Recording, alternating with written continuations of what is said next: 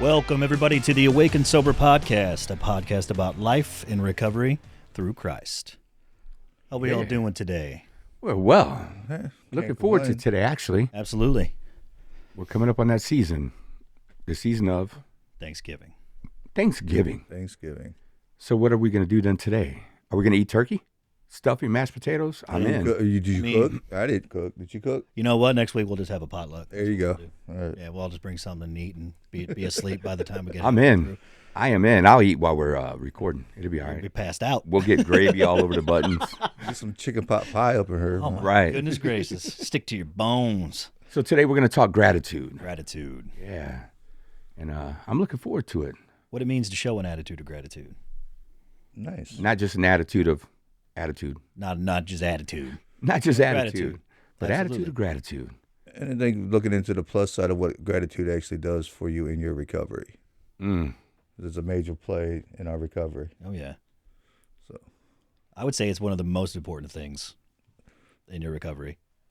Be thankful for what you've been through and what you got now. And yeah. The way we think determines a lot. Yeah. I mean, it really does.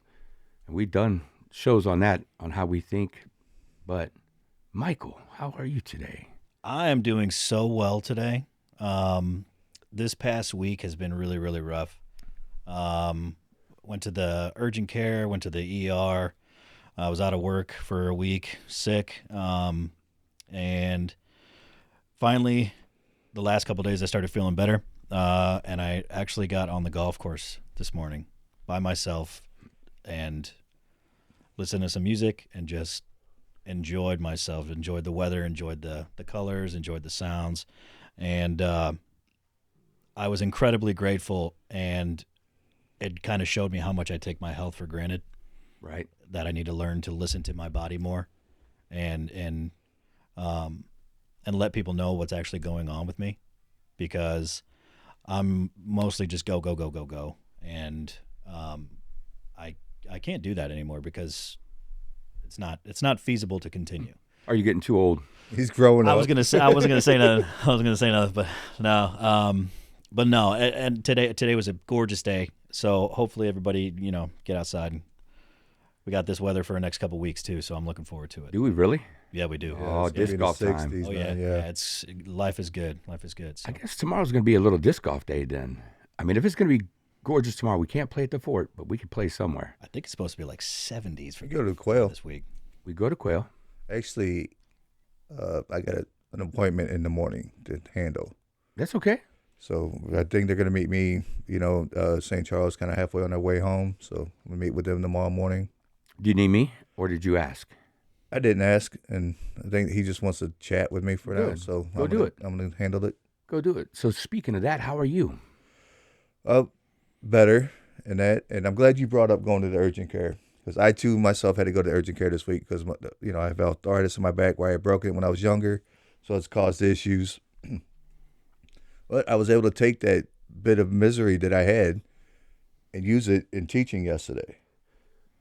How, when we start doing the things that we encourage our clients to do, get a primary care physician, be able to follow up with them and take care of yourself. We both put that into practice over this last week. Yeah. So we do practice what we preach. 100%. And we were able to share it. So I was grateful that I have been doing that, so I was able to take it to others. Nice. You like the way I did that? Yeah, we missed you at church this morning, though. It was good. I had a bad night, man. I think the medication may wore off somewhere towards the end of the night, but nothing worse. And my wife was gone in Kentucky at a conference, so I was here alone. I never slept in my room. You leave it up to me. I just sleep on the couch all the time. Yeah. And this recliner's, so I ended up falling asleep last night on the couch, and no alarm set. Woke up and thought it was like 8 o'clock, but it was 10 till 9. So I had to get ready for the 9 a.m. service and get up there. And so I was a little late, but I walked into a great word today. Yeah. And a little bit about what we're going to be talking about. It's that season. Everybody's going to talk about gratitude, and it's something that I know we like to talk about outside of just Thanksgiving, but having an attitude of gratitude. Mm-hmm. Who wanted to kick it off? Looks like you got it right in front of you. But I'm talking. It's talking about here. It's about why gratitude matters and how it can transform our recovery. Like we shared, it may suck that we're in a recovery program. But being grateful for it, you really get to see how much that recovery is actually working for you, and then you be able to go and share with others. I think that's a huge thing in recovery is being grateful for the moments that you have. And so it's been brought to my attention that my attitude has changed over this last year. Maybe a Little little. year plus. I'm not quite the same guy I once was, and so I went and asked my wife about it, and she tells me she shared her gratitude towards that I'm not as angry as I once was, and that she's very grateful for that, and whatever it is that I'm doing that I need to be sharing with the others, so that too, and so I'm grateful that it has come to that. I never thought, but Yeah, you're a whole different person. I mean, let's go pre-brother and post-brother. Pre-brother, you were all right, but you were still kind of a jerk at times. You just had this little mentality. But since then, it's night and day. So I mean, night and day. It's been fun to watch. Almost a little ridiculously overjoyed sometimes. Yeah. This is the only Derek I've ever known, so lucky. yeah, right. Yeah. And it really is.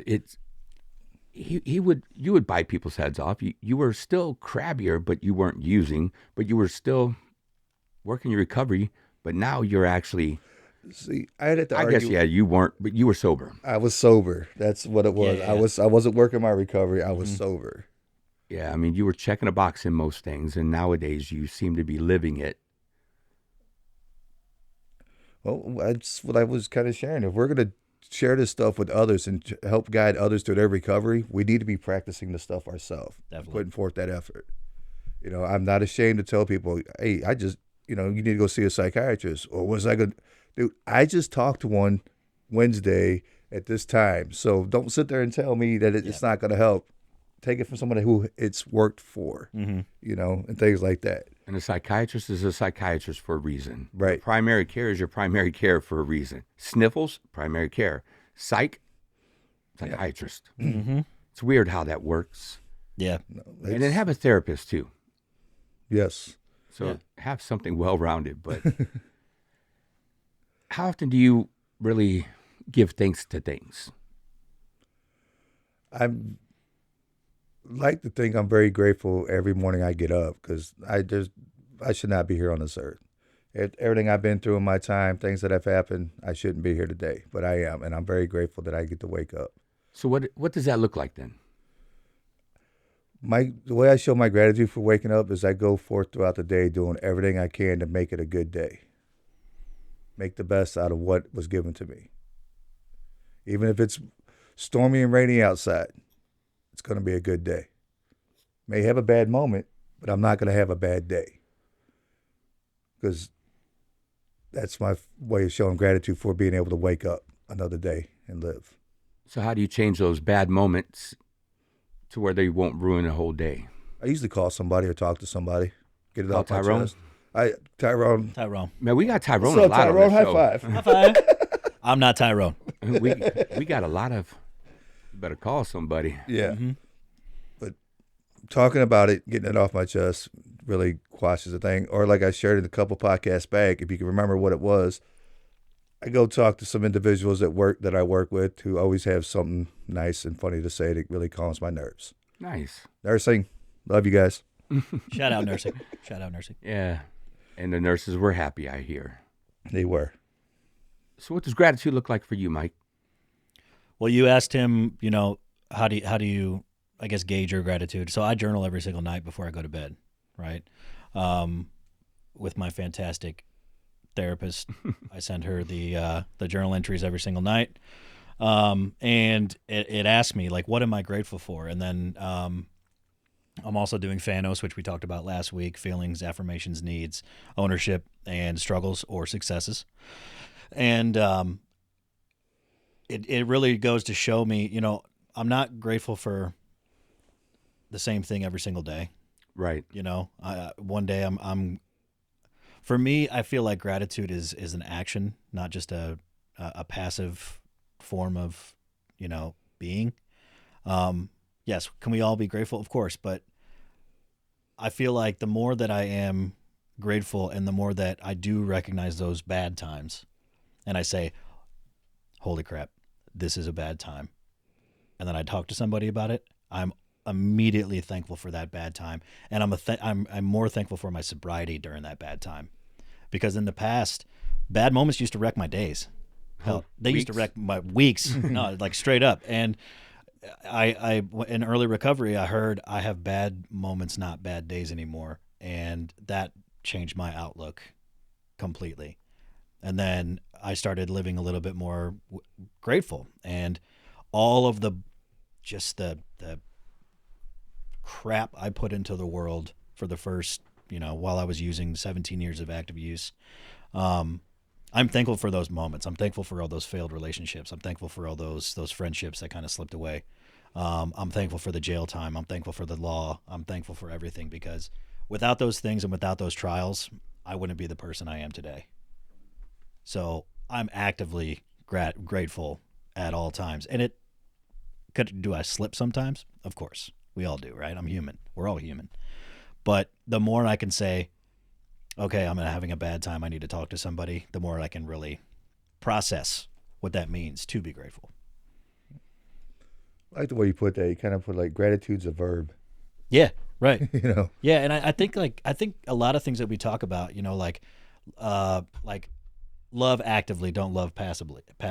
Like I feel like love is a verb as well. Yes. It's not just something that you have in your heart. I think it's something that you show and you do. Love is definitely an action. Right. It's not a feeling. Yeah.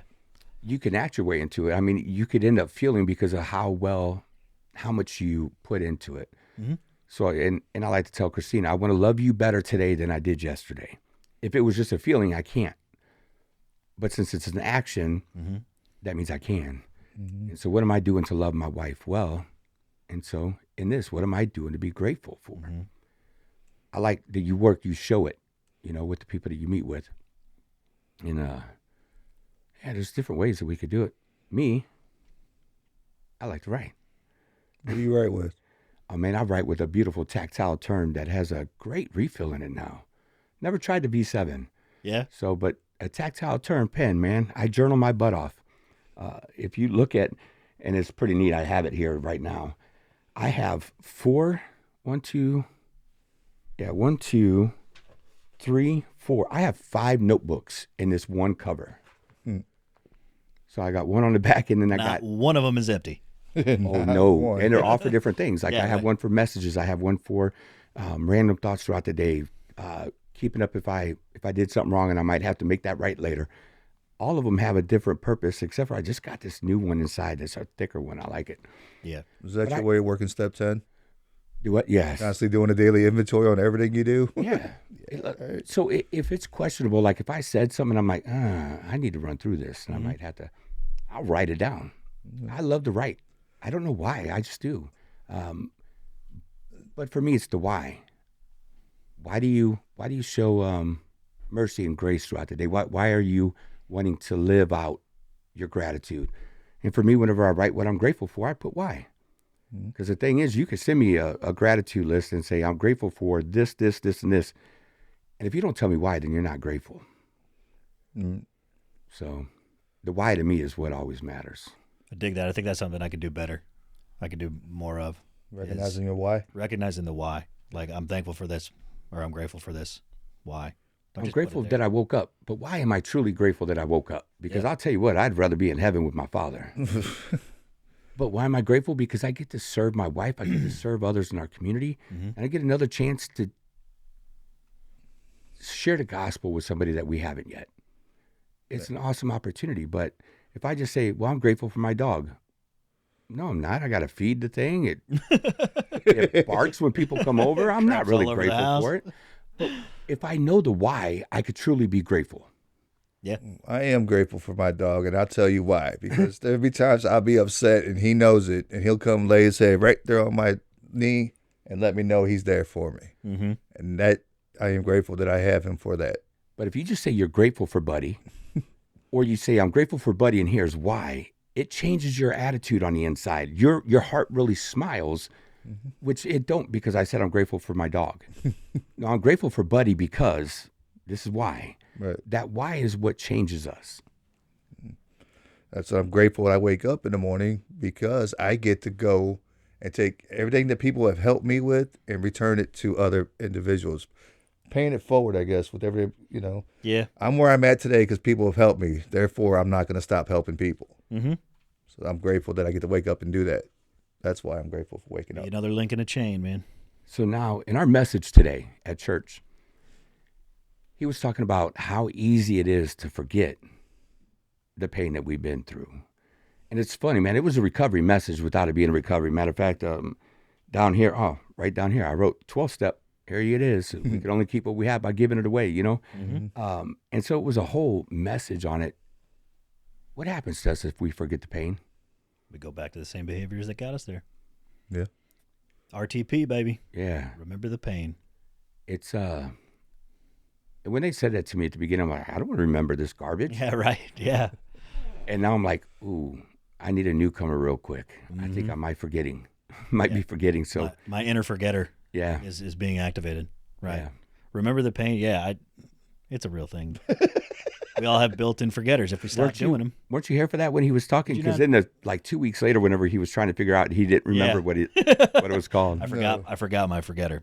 Yeah. My cousin came to town a couple weeks That ago. might have been the day I was sick. You might have been. Yeah. The But inner forgetter. she's in recovery. She's been in long-term recovery for over a decade now. And she said, I have a built-in forgetter. If I stop doing the things that got me to where I am, I'm going to go back to Things that got me where I started. things that got me where I was. Yeah. So, oh man, I had something, but I totally You just forgot. totally lost Totally your thought, forgot man. it. Come on. I did it.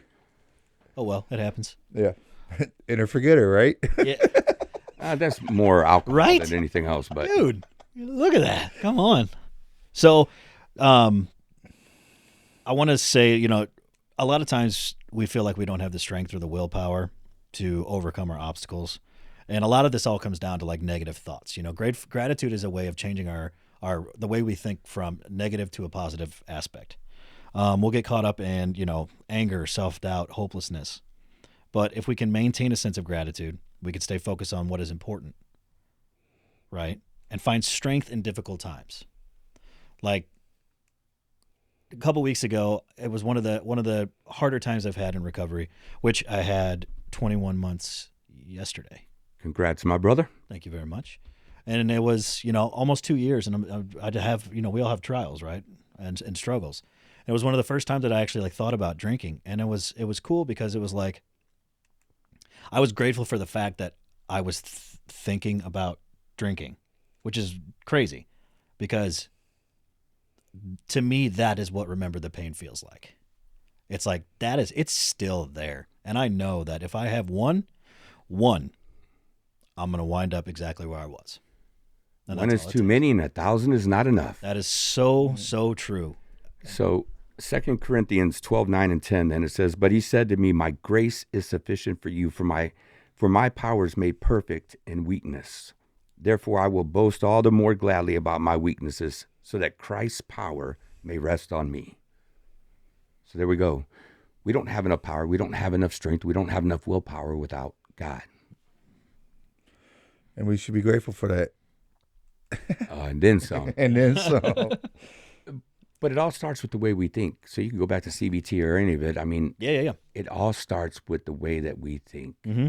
If I could wake up and be grateful, or I wake up and I could be a crabby old man, it's going to dictate my day. Right. It even goes on a scientific note here. It says that there's been a research paper done that the more grateful you are about things, the less anxiety and depression seem to affect you. Great gratitude and happiness are correlated completely. That was a couple episodes back. Yeah. Find out who said that and can let us know. And I was going to say something else to it, but go ahead. It's going to be a show of forgetfulness today. And I'm grateful that I'm alive and I have a brain to be able to forget things. There you go. One of the best things about being positive is obviously your self-esteem. For the people that are listening and for the men in this room, at one point our self-esteem was an all-time low. just completely worthless, hopeless, completely just existing, not even living, just existing. I know that's where I was, at least. Right. You know, and I didn't like myself. I think we talked about it a couple of weeks ago or even last week. It's like I hated myself. No one hates me more than I do, until I started being grateful for what I actually do have, not what I want. That's when my mindset changed. It's like, do I want a big house and fancy car? Yeah, cool. That'd be great. But what do I got? I got a roof over my head. I got food in my belly. I got air in my lungs. I got a great family that loves me. I got a great girlfriend. I got a cool dog. Yeah. We'll throw that dog back in there. But that's what I have. It's not, I'm not worried about the feelings of what I want. I'm worried about the facts of what I have. Facts over feelings every single time. Right. So I know what I was going to say, too. Yeah, go back. Yeah. With the gratitude, they show that writing 5 minutes a day is equal to your employer doubling your salary. Harvard and the Psychological Association did a study, and I know that there's a bunch of other studies, but there's not a study that says writing about gratitude for 5 minutes a day does this much harm. Every study is about the positives that come out of it. I mean, if it could give you the same happiness as somebody doubling your salary, come on, 5 minutes a day. But that's where the why comes in. I couldn't write a gratitude list for 5 minutes, but I could write something that I'm grateful for, and I could write 5 minutes for that. Like I sat there one time in church, and I was going to make a gratitude list with the whys, and all I did is stayed on Christina the entire time. I'm like, man, I wrote like 4 pages of why I'm grateful for her. So we could write it, but we just have to get into that why. Mm-hmm. So I want to read another scripture. I want to talk about one real quick, because the things you keep going into, Mike, just ties straight into it. And so it's going to come from Mark 6. Where did I put it? 30 through the end of the feeding of the 5,000. Now I got to find it, but I'll let you talk for a minute. I'm going to find my scripture, and then I'll go into it. So one of the sayings about gratitude from Maya Angelou. I mean, that woman could talk. I love to hear things that she has to say. But she says, being present in all things and be thankful for all things. I guess the more gratitude we show, the more present we are in our relationships, our recovery, our job, things we do.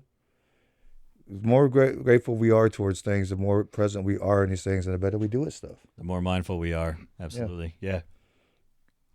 I like the way she talks. I guess I'm going to have to be grateful today, aren't I? For what? Actually, I'm grateful that I made it to the service today. Yeah. I'd have been mad missing that one. Matter of fact, I think I missed probably 2 minutes of his talk, and I'll watch it. I'll watch the whole thing again. It was that good. It is worth it to watch it. So this is the feeding of the 5,000. The apostles gathered around Jesus, reported to him all they had done and taught. Then because so many people were coming and going that they did not even have a chance to eat, he said to them, come with me by yourselves to a quiet place and get some rest. So they went away themselves on the boat to a solitary place, but many who saw them leaving recognized them and ran on foot from all the towns around there, and they got ahead of them. So when Jesus landed and saw a huge crowd, he had compassion on them because they were like sheep without a shepherd. So he began teaching them many things.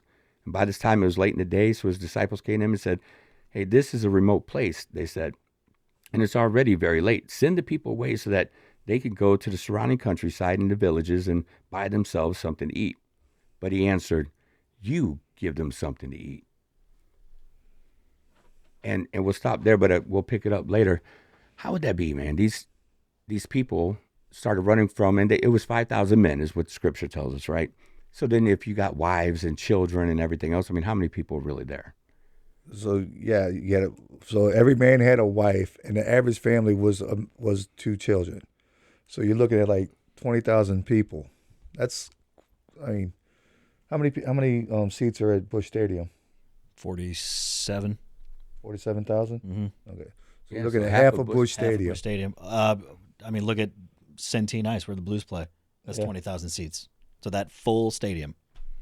Yeah, and Jesus says to his disciples, no, you go feed them.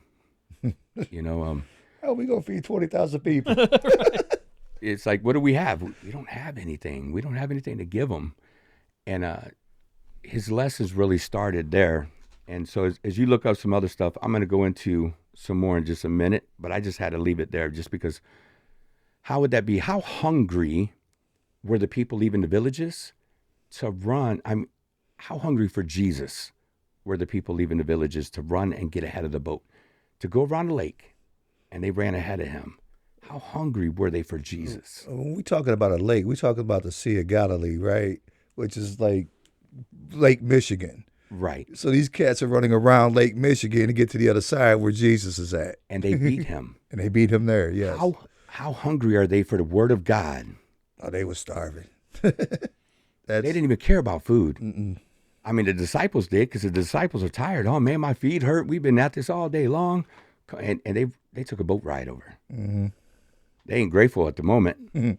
Not at all. But these villagers hungered for Jesus so much that they ran ahead of them and beat them over there. That's a good picture of it. Yeah. It's like putting out a smorgasbord in front of me. Yeah. I'm running to it. Before y'all even get there, I don't have my plate. Start eating the cutting board. I'm telling you. Oh, y'all wanted some? My bad. So Aesop, you read some Aesop fables and stuff back in the day?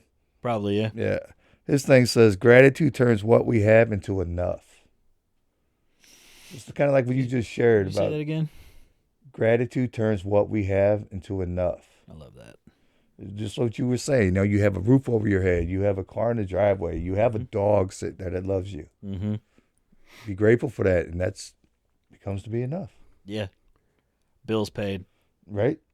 I mean, I used to worry, and a lot of my troubles, frankly, come from financial reasons. I used to worry about my finances so much, to where it was like, oh, I don't have enough for this, or I don't have enough for that. All of that stuff was superfluous. I had everything I needed. I had all my bills paid, right? And now I don't worry about finances because if my car's paid for, good. Rent's due, good. Food in my belly, good. Bills paid, good. That's literally all I need. Do I need a couple extra dollars to have in my pocket? It's nice, but at the end of the day, I got what I need. Mm-hmm. So Makes what you have enough. yeah, 100%. So on that, Jesus said, he told them to go give them something to eat. They said to him, that would take more than a half a year's wages. Are we to go and spend that much on bread and give it to them to eat? Jesus asked, how many loaves do you have? He said, go and see. When they found out, they said 5 and 2 fish. Then Jesus directed them to have all the people sit down in groups on the grass. So they sat in groups of hundreds and fifties. Taking the 5 loaves and the 2 fish and looking up to heaven, he gave thanks and broke the loaves. 20,000 people sitting in groups of 50s and hundreds. I would have hated to try to crowd all those people. Right? But think about that. 20,000 people, 5 loaves of bread. So Jesus, going on what you just said, gave thanks to the Father for something that wasn't enough. But he gave thanks anyway. And then as he began to break it, it began to multiply. So because he gave thanks for something that wasn't enough, God blessed it as he broke it. It's a good picture of what we have to go through. We must be broken in order to be changed into what God has in store for us. We will not receive those blessings until we are broken. So if we'll come to him broken, empty-handed, and just be grateful for that brokenness. How do we do that, though? I mean, that's a hard thing for me to learn at the beginning was how can I be grateful being broken? In the beginning of your recovery or the beginning of your life?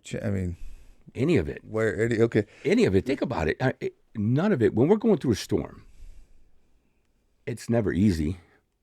Why am I going through this storm? And we'll talk more about that in a minute, but go ahead. What I was going to share was a lot of the stuff I've been through, even in my addiction, after reading a book, and it sort of says, I've gone through the things I've gone through in life to bring God glory.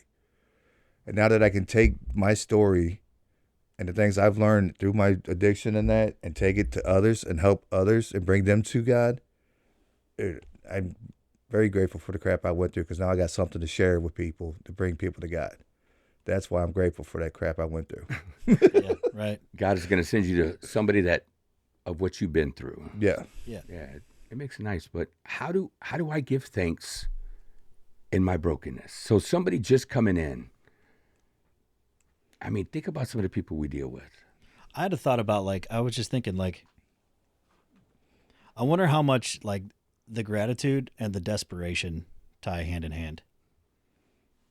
Like I want to be I was desperate for recovery. I was desperate to live a life that I could be grateful for or to even recognize what to be grateful for. So I feel like the people that come in and are desperate, like truly desperate, like life or death, like we all still live our recovery, you know, because it is. Mm-hmm. I feel like those people might have a closer chance of being grateful for what they do have than people that come in not desperate, you know, and we've all been to treatment, using treatment like a vacation, you know. That desperation and that gratitude, I feel like they're very, very close. I don't know if I'm making sense. I might be going in circles, but No, you are. And I think that's the desperation of the people running that's ahead that's what exactly ahead of Jesus. 100%. Because they hunger for God so much that they'll find Jesus. Yeah. Mm-hmm. But when we come in and we're desperate, but we're and not we don't have that gratitude yet, Mm-hmm. we're going to find the enemy. Yeah. Yeah. Because it's going to be the why me, why me, why me Oh yeah. part of things. It was said that miracles start with what we have. So how can we be grateful for what we have? There's a Christian song out there. I can't remember what the name of it, but he comes out and goes, I am blessed. I don't have much, but I could have less. Something about it. I just love that tone. I love the way he brings it. You know, yeah, maybe not. We don't have a whole lot. We think that we don't have enough to be thankful for, but be thankful for what we do have because we could have less. It could always be worse, and I would say that to everybody that would come in, a new client, if I'm just meeting them or when I was counseling, it's like you're here, you have an opportunity now, and if let's say people come and then they go out and then they come back, you made it back. How many people can say that they did? So there's gratitude in every tiny little thing. Doesn't matter what it is. You know, a lot of people don't get an opportunity to get recovery in the first place. Mm-hmm. So for people that are in recovery, there's nothing but an attitude of gratitude because we do have a chance to better ourselves. There should be. There should, yeah, I was going to say there should be because there's been quite a few. We know some negative Nancy's, right? Well, what I'm saying is for the people that, you know, that are that desperate, right? Yeah, back to the Desperation. people running around the lake. Running around the lake. What are you going to do? What lengths are you going to go to? They ran around a lake. And it's not a little lake. No. You say Lake Michigan? Yeah, It's a friggin' ocean. it's like running. What, you It's like can't see the running. other- It's like running from Chicago to Detroit. You can't see the other side. And here these people are beating a boat. And they haven't even had dinner yet. That's why the disciples are like, man, get rid of them. We want to eat. We know they're hungry. Yeah. They ran and they beat us here. Right. Yeah, if we're grateful for what we have, God will multiply that. And so I like it to where it could always get worse, but I just like to try to look at things and say, why can't I find something positive in it? Why can't I be grateful for this? Right. We always have enough. Even if it's just the breath in our lungs, we have enough. And they played that song again today, Gratitude. The one that keeps wrecking me for the third time, twice in church, once on a men's retreat. All three times I've heard it. Because it says, I have nothing left to give except for this hallelujah, right? And dude, there's something about that part that just wrecks the crap out of me because here, he don't care about anything else. Mm-hmm. He don't care if we have a brand new car, a brand new house. That's not what it's about. But can I be grateful for what I do have, which is a hallelujah to him. A thank you. When he said to his disciples, I want you to feed them. And they're probably like, we don't have anything left. Yep. You know? Okay, you don't have anything left, but what do you have? That's where the answer lies. What do you have? Service. Service. you can go be of service. Like we all are. We all try to be as much service to others, right? So Actually, no, that just crushed me. what? I was just complaining. I'll be honest. I was just complaining about certain individuals and then how it's wrecking me because they don't have that gratitude. Yeah. What can I do? What can I do for What can I do? Yeah. I can serve. Yeah. Keep doing what I do, and if they don't take it, that's on them. I can't do nothing about that. That's it. I'll give you the fish. You ain't gonna eat, starve. I mean, I don't know what to tell you. You can lead a horse to water. Hey, but if the desperation becomes enough, Yeah, right. they will. Right. Or they will wither away, unfortunately. I was going to say something, man. I forgot. It's all right. Forget her. It's one of those days. It is. But at least It I is. remembered mine and came back. I wrote a note so I could come back to it. Hey, at least we all remember to show up today. No. Love you, Perm. Yes. Big love to Big Jerv. If anybody hasn't noticed, he is away today, and nothing but love for Germ. Yeah, you know how a lot of us complain about what we do have. Why can't I have more? Why don't I have more? Yeah. And another thing that was said today that really sat well with me. I mean, I could say it sat well. It makes sense. God's not going to give you more until you manage what you already have. Yeah. I was like, that's a good way to look at it. Being faithful with the smaller things, so I make you ruler over bigger things. Yeah. But I mean, until we show that we can manage what we do have and manage it properly, why would God bless us with more? Because we're not going to manage it well either. Yeah. So Gratitude can show others that you do not take your second chance at life for granted. By expressing thankfulness for everything you have in your life, you can shift your mindset from focusing on what you lack to appreciating all the wonderful things you have going for you. I think that ties into everything we've been saying. Yeah. Everything we've been saying. Absolutely. So somebody was reading scripture when they wrote that. Yeah. Well, it's funny because, I mean, I said that this morning, like I took for granted my health. I just always thought like, I rarely get sick. And so I got sick and I got sick. It was not good. And getting outside today really showed me like, take care of yourself. So what happened on the golf course that made you just so happy? Well, number one, I haven't played in a while. It's been a couple weeks, maybe 3. And the other thing is I was out there and I was alone.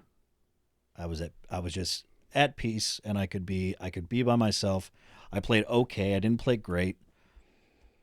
But I had that constant mental conversation going on like, okay, forget that last one. It's on the next one.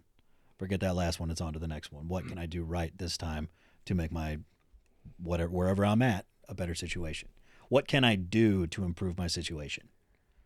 So and that, I always say that that's for me that's life. You get knocked down. What can you do to make yourself better? And I love a 270-yard drive down the pipe. I needed this big time. I did need that big time. Yeah.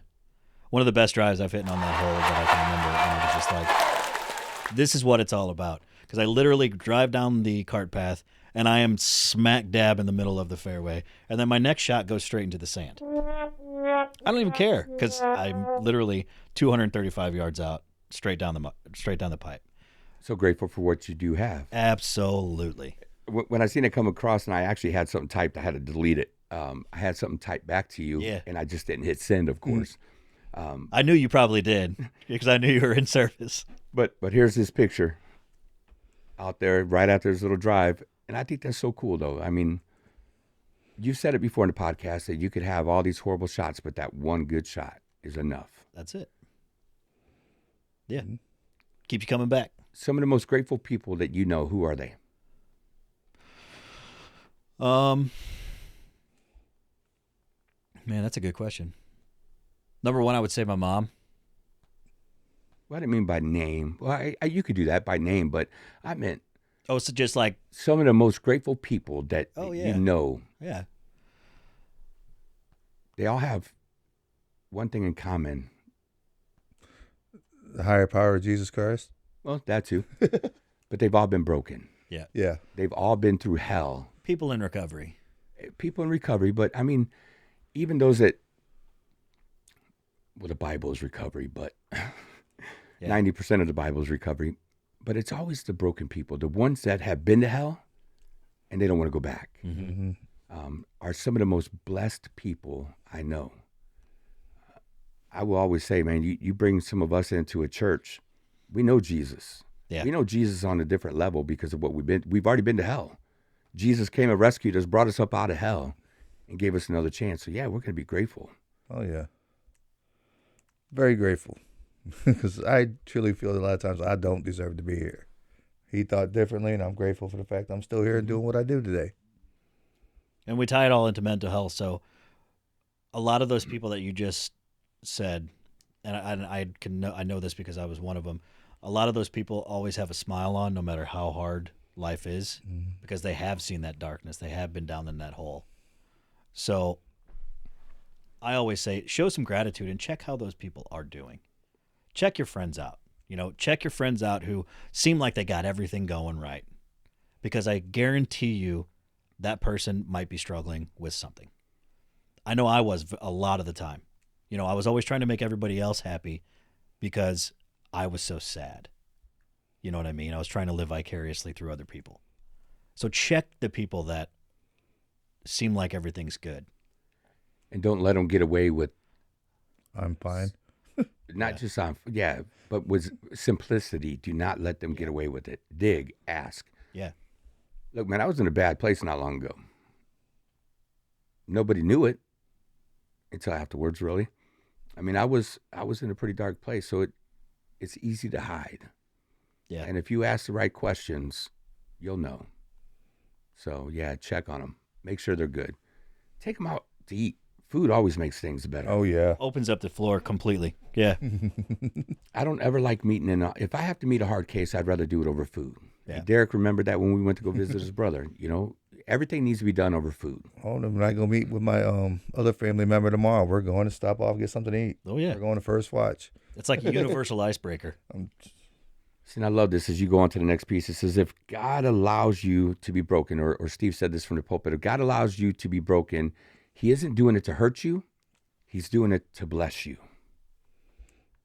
And I'm like, if he allows you to be broken, now he's not going to cause those bad things, but if he's going to allow you to be broken, there's that lesson through it.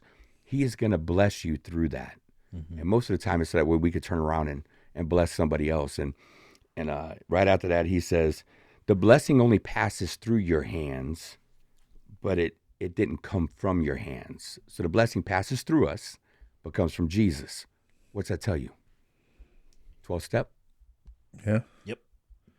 We could only keep what we have by giving it away. That's the first thing I thought of. Freely. Yeah, because we are going to give it away. It passes through us, but it doesn't come from us. Yeah. I love it. I love the fact that it allows you to be broken. And I talked about this a little bit before, and I want to mention it because I think this is really, really awesome. It's a centuries-old art from Japan. It's called kintsugi. And it's basically part of a philosophy of embracing the beauty of human flaws. Okay? So kintsugi is, let's say a pot breaks. What they do was, instead of just, like we do a lot, just shoveling it away, right? They would mend it with gold, silver, platinum, to really accentuate the differences and the broken and the flaws in each individual. So the more we express our gratitude for the flaws that we have been blessed with, the better that we can learn to understand and love through Christ. Like that is, because no one in here is infallible. Everyone is completely flawed. But we can respect and we can be grateful for those flaws. Yeah. That's beautiful. But also, once we're broken, then he will shape us and mold us into what he wants us to be. Right. Now, you said something else, though, too, to go along with. Yeah. Since I think it was what they used the term was a jar of clay. And they say that's what we are as vessels of God. We are jars of clay. If you put that light inside of a solid jar, that light only shines one direction. But if that jar has been broken and rebuilt back together, it's got all these little cracks and holes in it and stuff that light can shine out of. So it shines in all directions. So sometimes we had to be broken so that we may shine in different directions. Our light will shine through the brokenness, yes. Yes. Mm-hmm. And so After the feeding of the 5,000, what did Jesus do? Took a nap, didn't he? I would have. He sent the disciples in the boat to go across the water. So he sent them out, and there was a bad wind, but it's not the bad storm time, but they were stuck because Jesus was going across the water. He was walking on water. So Jesus was going across instead of walking around the lake. I wouldn't either. I don't blame him. And he comes up on the disciples, and they're not going anywhere, and they freak out because they thought he was a ghost. But think about it. He sent them out into a storm, into that little windstorm where they couldn't get anywhere. And so was it a divine appointment? Was it a divine instruction to go? So when we find ourselves in that storm, we can look at that as a divine instruction from Jesus, from God saying, I need you to do this because you're going to be blessed when you come out of it. So be grateful. We got to be grateful for them storms, those trials, those lessons. But it's hard to do. It is hard. Yeah.